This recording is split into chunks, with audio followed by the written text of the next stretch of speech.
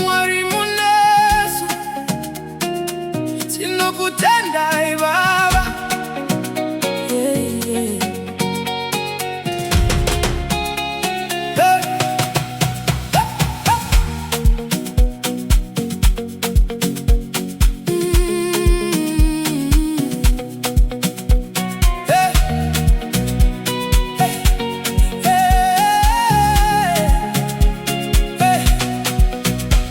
Mangwana nindinomuka, nyasha dzenu dzandiraramisa.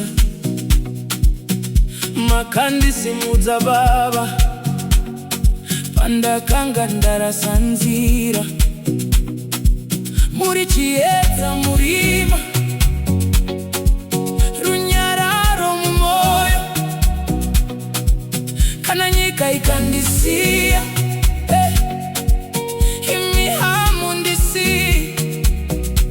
ndinosimudza maoko ndichitima kana kisa. Mweya wangu unoridza nekuda kwenyu Baba.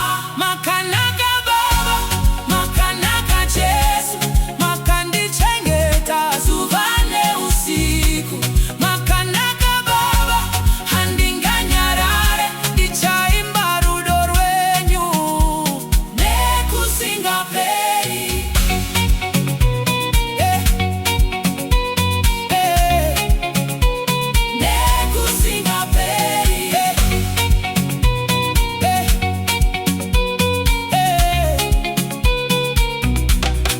Miedza payakasvika, makandipa simba.